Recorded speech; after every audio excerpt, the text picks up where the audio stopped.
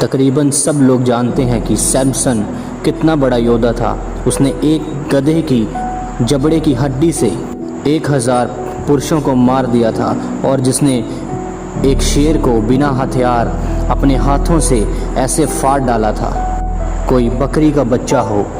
क्या आप जानते हैं कि उसकी ऐसी असीम शक्ति का क्या राज था? क्या परमेश्वर उसके साथ थे? वो राज था परमेश्वर का आत्मा। पर आप क्या जानते हैं कि परमेश्वर का आत्मा उसके अंदर नहीं रहता था?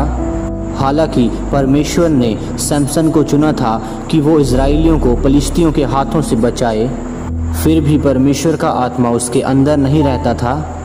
अगर आप बाइबल को ध्यान से पढ़ें तो परमेश्वर का आत्मा सैमसन पर कुछ समय के लिए उतरता था और फिर वापस चला जाता था। 14 अध्याय उसकी 5 आयत से हम पढ़ेंगे। तब शिमशोन अपने माता पिता के संग ले तिम्ना को चलकर तिम्ना की दाग की बारी के पास पहुंचा। वहां उसके सामने एक जवान सिंह गरजने लगा। तब यहोवा का आत्मा उस पर बल से उतरा, बल्कि उसके हाथ में कुछ न था तो भी उसने उसे ऐसा फाड़ डाला जैसे कोई बकरी का बच्चा फाड़े। अपना यह काम उसने अपने माता पिता को ना बतलाया। हालेलुया। फिर आगे, तब यहोवा का आत्मा उस पर बल से उतरा और उसने अश्लोक को जाकर वहाँ के 30 पुरुषों को मार डाला और उसका धन लूटकर 30 जोड़े कपड़े और पहेली के बताने वालों को दे दिया। तब उसका क्रोध भड़का और वह अपने पिता के घर चला गया। न्यायियों अध्याय 15 उसकी 14 आयत में लिखा, वह लही तक आ गया तो फिलिस्तीयों उसको देखकर ललकारने लगे। तब यहोवा का आत्मा उस पर बल से उतरा और उसकी बाहों की रस्सियां आग से जले हुए सन के समान हो गई और उसके हाथ के बंधन मानो गलकर टूट पड़े। तब उसको गधे की हड्डी की एक नई हड्डी मिली और उसके हाथ बांध बढ़ाकर उसे ले लिया और उससे उसके 1000 पुरुषों को मार डाला। इन सभी वचनों से परमेश्वर का आत्मा सैमसन पर उतरता था, पर हमेशा उसके साथ रहता नहीं था। न्यायियों अध्याय 3 उसकी 10वें आयत में लिखा, उसमें यहोवा का आत्मा समाया पर आया।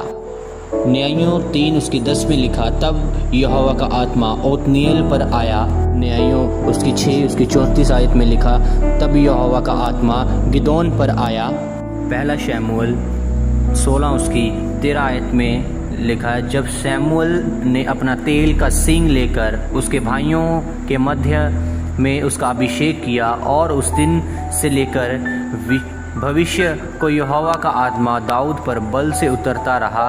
तब शमूएल उठकर रामा को चला गया। पर अब ऐसा नहीं है। अब परमेश्वर का मंदिर हम हैं। अब परमेश्वर की वो हैकल जहाँ पर पवित्र आत्मा रहता है वो हम हैं। अब परमेश्वर का आत्मा हमारे अंदर हमारे साथ 24 आवर रहता है। जहाँ कहीं हम जाते हैं वो परमेश्वर का आत्मा हमारे साथ में हर समय व्यतीत करता है, हर समय जाता है, वो हमारे अंदर ही रहता है। और पहले ऐसा नहीं था। पहले परमेश्वर मिलाप वाले तंबू में महायाजक से मिलने के लिए आता था और परमेश्वर उस तंबू में परमेश्वर इंसान को मिलने के लिए आता था, इसीलिए उसे मिलाप वाला तंबू बोला जाता था।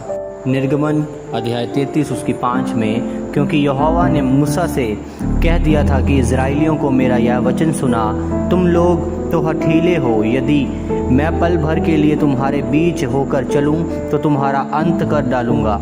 इसलिए अब अपने अपने गहने अपने अंगों से उतार दो कि मैं जानूं कि तुम्हारे साथ क्या करना चाहिए।